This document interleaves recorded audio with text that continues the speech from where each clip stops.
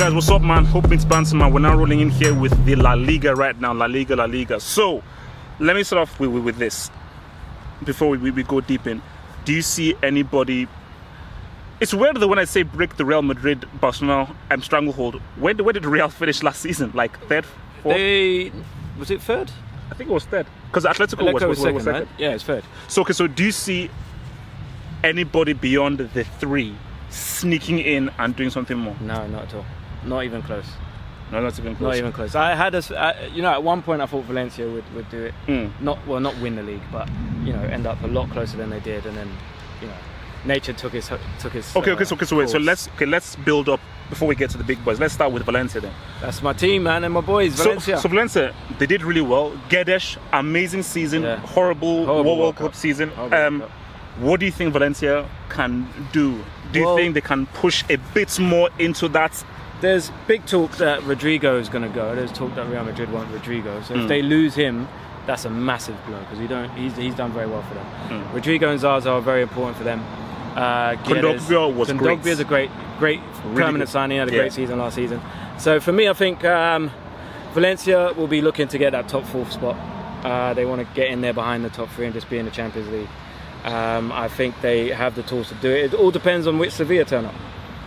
I think that is the battle. Valencia, Sevilla, possibly even Villarreal, Betis now because they made some good signings as well. Okay, so what other team, let's say like moving away from the top 3, do you see being like a surprise this season? Sevilla, Villarreal or Betis? Which team really comes? Betis. For me, I think Betis have done. Last season they made some really good signings as well. This season they've done even more. Inouye.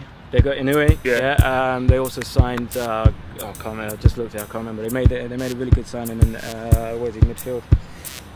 It's gone. Fuck it. But yeah, it's gone. But they've made some good signings, Betis, and they're a good side. They're a good side. I think they might push for the European spots as well. But Sevilla, you never know. No, because they're a very good team, but they're not a consistent team. Yeah. But they're still a quality team. But I think playing good football won't always get you. I don't think they know how to really grind out those results. Let's look at Atletico now. So, how much faith do you think Atletico can maybe somehow get that La Liga title when you look at the shape that the team is in currently? They've kept Griezmann was a huge thing to do. I think the team they've got now is better than the team they had last season. They've got Lamar come in as well.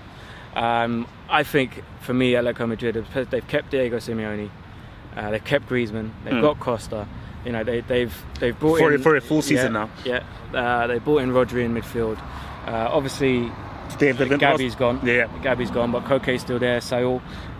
They've got some really good players, a really good, strong squad. Obviously, the centre-back pairing is probably the best in Europe. Yeah. Not even probably, it is the best in Europe. And top 3 keeper as well. Top 3 goalkeeper. They're solid side. If they can consistently just grind out wins and if they can beat Barcelona and Real Madrid when it comes to this head-to-head, that's the key thing. Then, no, not me, because for me, like, I think Costa is huge. That's the biggest thing because I think that having him for a full season is going to be big. And as you said, they will be consistent. And I think what Simeone has to do is that find a way and a system of beating Barcelona and Real Madrid, because I don't think they've found out a system in which, because whenever they play them, it always seems like it's inevitable that they're going to lose. And I just think that the way that they are set up against Barcelona in these games because remember a few years ago when they won the league, they had a good record against Barcelona that season. That's the thing. And since then it's kind of, I don't know what's happened, it's kind of shifted. But yeah, those games are vital. I think as long as Atletico Madrid don't slip up against the smaller sides, they'll be up there. They'll be up there. All right, so let's look at Real Madrid right now. Lots of stuff happening. Yeah. So let's just try and pick at everything. Let's start off with Cristiano. How much is this going to affect them, the loss of Cristiano? To be honest, it sounds strange because obviously he's a machine of scoring goals. But I think on the pitch, it won't affect them as much as you think it will, because he doesn't get involved in play as much. Obviously, he puts away the chances. Don't say that's to the Cristiano fan boys, but okay. It's the truth. As I said, his goals, you can't replace his goals. Okay, but in terms of their build-up and everything like that, I don't think it'll affect their style of play too much. It's just, who do you get to be on the end of these chances now? That's the problem that they're going to have. Who is it going to be who you're putting the ball in the box and you know if that ball breaks, he's going to pop it in? Who's that guy going to be? That's what they need to figure out. Okay, so do Real Madrid need Hazard, or is a front line of Bale, Asensio, and Isco enough for them to do something? How many games can you get out of Bale? If Bale's fit for a whole season, then I think he will do a brilliant job. But that's a big if. Is Asensio ready to make that leap? They're talking about giving him the number 7 shirt. Is he ready to fill that void? I think he's a quality player, top quality player. He's never going to bang you 30 goals a season. No, he's a guy who you can put in different games, but for a full season as your main starter, I think they need a striker who's going to bang in 30 goals a season. So you think Hazard is vital for them too? I wouldn't even go. I don't think Hazard is vital. Hazard in a Real Madrid shirt would do great, but he's not going to bang 30 goals a season. They need to find a man who's going to bang 30 goals a season. Or just spread it out. Lewandowski. You put Lewandowski in that Real Madrid side, he will give you 30 goals a season. Despite how his form has sort of dipped, he scored 40 odd goals last year. He scored 40-something goals in 40-something games last season. So his form didn't dip that far. So if there's a striker Real should go for, you say Lewandowski over Aguero or Icardi? Aguero would be a great fit. Aguero as well. You need someone who's just going to bang 30. But Aguero's fitness is always in question. Icardi, can he make that step up? How many seasons has he banged 30 goals a season? But he's playing without any creative players. Look at how much he's finishing with literally no creativity. Give him Isco, Bale, Modric, all these dudes. I think he can get more. So Lopetegui, how well do you think he can do with Real Madrid in La Liga? Because that is where they've been cracked. Yes, you've won 3 Champions Leagues in a row, but for a team that has been this expensively assembled, they've been an embarrassment in La Liga. So do you think he can either win the league or really come really close against Barcelona? Man. Have they got themselves a goalkeeper yet? They still got Neves. Now, what I'm hearing is that Courtois is almost done. Almost done. Courtois is almost done. I think that could be a big part of the puzzle. I mean, I like Keylor Navas. I think he's a good goalkeeper, but he hasn't got that presence. You know, when you get a really good goalkeeper, they have that presence. It's just right. I'm not getting beat today. That's what Courtois gives you. I think if they get Courtois and they can find someone to replace the goals, or at least half of the goals that Ronaldo will score, I think they can go and win the league, because I think their midfield is phenomenal. There's Isco, Asensio, even Lucas Vazquez on his day. I don't rate him that highly, but he does a job. I think Real Madrid could go ahead and win the league. I don't think Barcelona will be as strong as they were last season in the league. All right, let's look at Barcelona now. So Malcolm has come in, Coutinho in for a full season. Do you still see that? Do you still feel like nobody can match them, or do you still think that there's still a few more questions with regard? So let me start with this. Iniesta, how big of a loss is that? Iniesta.